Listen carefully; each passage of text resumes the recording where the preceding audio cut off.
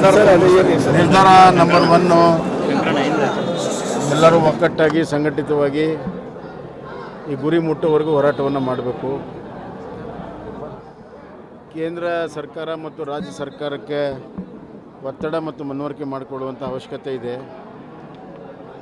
DPR ಅಲ್ಲಿ ಹಾವೇರಿ ಜಿಲ್ಲೆಗೆ ಪ್ರತ್ಯೇಕವಾಗಿರುವಂಥ ನೀರು ಹಿಡಿದುಕೊಳ್ಳುವಂಥ ಒಂದು ವ್ಯವಸ್ಥೆ ಆಗಬೇಕು. ಅದಕ್ಕೆ DPRನಲ್ಲಿ ಆ ಅಂಶವನ್ನು ಸೇರಿಸಬೇಕು ಅಂತ ಹೇಳಿ ಈಗ ನಾನು ಆಗಲೇ ಏನು ಬರೆದಿದ್ದೇನೆ ಅದನ್ನು ಒತ್ತಾಯ ಮಾಡೋ ಸಲುವಾಗಿ ರಾಜ್ಯ ಸರ್ಕಾರದ ಮುಖ್ಯಮಂತ್ರಿ ಉಪಮುಖ್ಯಮಂತ್ರಿಗಳಿಗೆ ಶಾಸಕರು, ಸಂಸತ್ ಸದಸ್ಯರು, ಮಾಜಿ ಸಚಿವರು, ಶಾಸಕರು ಮತ್ತು ಪರಮ ಪೂಜ್ಯರು, ರೈತ ಸಂಘದ ಮುಖಂಡರು ಎಲ್ಲರೂ ಸೇರಿ ಭೇಟಿಯಾಗುವಂಥದ್ದು, ಮನವರಿಕೆ ಮಾಡಿಕೊಡುವಂಥದ್ದು. DPRಲ್ಲಿ ಈಗೇನು ನಾವು ಹೇಳಿದ್ವಲ್ಲ, ಹೊಸ ವಿಚಾರಗಳನ್ನು ಅಳವಡಿಸಿ ಪೂರ್ಣ ಪ್ರಮಾಣದಲ್ಲಿ DPRನ್ನು ನಿಗದಿತ ಸಮಯದಲ್ಲಿ ಪೂರ್ತಿ ಮಾಡಿಕೊಡಬೇಕು ಅಂತ ಹೇಳಿ ಕೇಂದ್ರ ಸರ್ಕಾರಕ್ಕೆ ಒತ್ತಾಯ ಮಾಡೋದು. ಜಲಸಂಪನ್ಮೂಲ ಸಚಿವರಿಗೂ ನಿಯೋಗವನ್ನು ಭೇಟಿಯಾಗುವಂಥದ್ದು. ಒಂದೇ ನಿಯೋಗ 2 ಕಡೆ ಭೇಟಿಯಾಗುತ್ತೆ. ಇಲ್ಲಿ ರಾಜ್ಯ ಸರ್ಕಾರದಲ್ಲಿ ಮುಖ್ಯಮಂತ್ರಿ ಉಪಮುಖ್ಯಮಂತ್ರಿಗಳು ಜಲಸಂಪನ್ಮೂಲ ಸಚಿವರು ಇರೋದ್ರಿಂದ ಅವ್ರನ್ನ ಭೇಟಿಯಾಗುವಂಥದ್ದು. ಅಲ್ಲಿ ಜಲಸಂಪನ್ಮೂಲ ಸಚಿವರನ್ನ ಮತ್ತು ನಮ್ಮ ರಾಜ್ಯ ಪ್ರತಿನಿಧಿಸುವಂಥ ಎಲ್ಲ ಸಚಿವರನ್ನು ಕೂಡ ಭೇಟಿಯಾಗಿ ಮನವರಿಕೆ ಮಾಡಿಕೊಡುವಂಥ ಕೆಲಸವನ್ನು ಮಾಡಬೇಕು. ಎರಡನೇದ್ದು, ಇದಾದ ಮೇಲೆ ಮಾರ್ಚ್ ಮತ್ತು ಏಪ್ರಿಲಲ್ಲಿ ನಾವು ಪ್ರತಿಯೊಂದು ಗ್ರಾಮದಲ್ಲಿ ಜನಜಾಗೃತಿ ಸಭೆಗಳನ್ನು ಮಾಡಿ ಇದರ ಬಗ್ಗೆ ಸಂಪೂರ್ಣವಾದ ಮಾಹಿತಿಯನ್ನು ಕೊಡುವಂಥದ್ದು. ವರ್ಧಾ ನದಿ ತೀರ ಅಷ್ಟೇ ಅಲ್ಲ, ನಮ್ಮ ಧರ್ಮಾ ನದಿ ತೀರ ಅಷ್ಟೇ ಅಲ್ಲ, ಇಡೀ ಜಿಲ್ಲೆಯ ಪ್ರತಿಯೊಂದು ಗ್ರಾಮಗಳಿಗೆ ಇದು ಅವಶ್ಯಕತೆ ಇದೆ. ಕುಡಿಯೋ ನೀರಿನ ಯೋಜನೆ ಎಲ್ಲವೂ ಕೂಡ ತುಂಗಭದ್ರಾ ಮತ್ತು ವರ್ಧಾ ನದಿಯ ಪಾತ್ರದಲ್ಲಿ ಇರೋದರಿಂದ ಅದು ನಮ್ಮ ಎಲ್ಲ ಕುಡಿಯೋ ನೀರಿನ ಯೋಜನೆಗಳು ಇದರ ಮೇಲೆ ಅವಲಂಬಿತವಾಗಿದ್ದಾವೆ. ಅದರಿಂದ ಪ್ರತಿಯೊಂದು ಗ್ರಾಮಕ್ಕೂ ಇದರ ಒಂದು ಅವಶ್ಯಕತೆ ಇದೆ ಕುಡಿಯೋ ನೀರಿನ ದೃಷ್ಟಿಯಿಂದ. ಮತ್ತು ಹಾವೇರಿ, ಹಾನಗಲ್, ಬ್ಯಾಡಗಿ, ಶಿಗ್ಗಾಂವ್, ಸವಣೂರು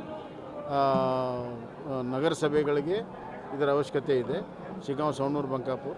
ಹೀಗಾಗಿ ಇದು ಅತ್ಯಂತ ಮಹತ್ವದಿರೋದರಿಂದ ಅಲ್ಲೆಲ್ಲ ಕಡೆ ಜನಜಾಗೃತಿ ಸಭೆಯನ್ನು ಮಾಡಿ ಒತ್ತಡವನ್ನು ಮಾಡುವಂಥದ್ದು. ನಿರಂತರವಾಗಿ ಇದರ ಮೇಲೆ ಸಂಪೂರ್ಣವಾಗಿ ನಾವು ಇದನ್ನು ಗಮನಿಸಬೇಕನ್ನುವಂಥ ದೃಷ್ಟಿಯಿಂದ ಒಂದು ತಜ್ಞರ ಸಮಿತಿಯನ್ನು ಮಾಡ್ತೀವಿ. ಮತ್ತು ಇನ್ನೊಂದು, ಏನಾದರೂ ಲೀಗಲ್ ಇಶ್ಯೂ ಬಂದರೆ ಫೈಟ್ ಮಾಡೋದಕ್ಕೆ ಒಂದು ಲೀಗಲ್ ಟೀಮನ್ನು ಕೂಡ ಮಾಡುವಂಥದ್ದು ಇಷ್ಟು ತೀರ್ಮಾನ ಆಗಿದೆ. ಹುಕ್ಕೇರಿ ಸದಾಶಿವ ಸ್ವಾಮೀಜಿಯವರ ನೇತೃತ್ವದಲ್ಲಿ ನಿಯೋಗಗಳು ಹೋಗುವಂಥದ್ದು. ಮತ್ತು ಮಧ್ಯದಲ್ಲಿ ಏನು ಅವಶ್ಯಕತೆ ಬಿದ್ದರೆ, ಏನು ಹೋರಾಟ ಅವಶ್ಯಕತೆ ಬಿದ್ದರೆ ಅದಕ್ಕೂ ಕೂಡ ಪರಮ ಪೂಜ್ಯರ ನೇತೃತ್ವದಲ್ಲಿ ಹೋರಾಟವನ್ನು ಮಾಡ್ತಾರೆ. ಸರಿ, ಪ್ರಮುಖವಾಗಿ ಬಯಲು ಸೀಮೆ ಜಿಲ್ಲೆ ಅಂದರೆ ಇವು ಕೊಪ್ಪಳ ಆಗಿರ್ಬೋದು, ಮುಂದೆ ಇರ್ತಕ್ಕಂಥ ಜಿಲ್ಲೆಗಳು ಕೂಡ ಅನುಕೂಲ ಆಗ್ಬೋದು. ಈಗ ಆ ಭಾಗದ ಶಾಸಕರು ಕೂಡ ನಾನು ಈಗಾಗಲೇ ಅಲ್ಲಿಯ ಉಸ್ತುವಾರಿ ಸಚಿವರು H K ಪಾಟೀಲ್ ಹತ್ರ ಮಾತಾಡಿದ್ದೇನೆ. ಅಲ್ಲಿ ಶಾಸಕರು, ಅಲ್ಲಿಯ ಮತ್ತು ಸಂಸತ್ ಸದಸ್ಯರು ಮತ್ತು ಅಲ್ಲಿ ಎಲ್ಲ ಜನರ ಒಂದು ಬೆಂಬಲವನ್ನು ಕೂಡ ಇದಕ್ಕೆ ಪಡ್ಕೊಳ್ತೀವಿ.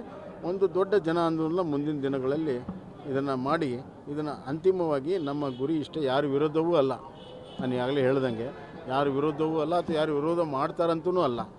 ಇದು ನಮ್ಮ ಬದುಕಿನ ಪ್ರಶ್ನೆ ಇದೆ, ನಮ್ಮ ಮಕ್ಕಳ ಭವಿಷ್ಯ ಪ್ರಶ್ನೆ ಇದೆ, ನಮ್ಮ ಉಳುವಿನ ಪ್ರಶ್ನೆ ಇದೆ. ಹೀಗಾಗಿ ನಮ್ಮ ಬದುಕಿಗಾಗಿ, ನಮ್ಮ ಬದುಕುವ ಹಕ್ಕಿಗಾಗಿ, ನಮ್ಮ ನೀರಿನ ಹಕ್ಕಿಗಾಗಿ ನಮ್ಮ ಹೋರಾಟವನ್ನು ಮಾಡ್ತೀವಿ. ಸ್ವರ್ಣವಲ್ಲಿ ಶ್ರೀಗಳ ನೇತೃತ್ವದಲ್ಲಿ ಸಿರಿಸಿಯಲ್ಲಿ ಯಾವ ಥರ ಸಮಾವೇಶ ಆಯಿತು, ಆ ಥರದ ಸಮಾವೇಶ ಅದು ಮುಂದಿನ ಭಾಗದಲ್ಲಿ ಮೊದಲು ಜನಜಾಗೃತಿ ಮಾಡುವಂಥದ್ದು ಅವಶ್ಯಕತೆ ಇದೆ.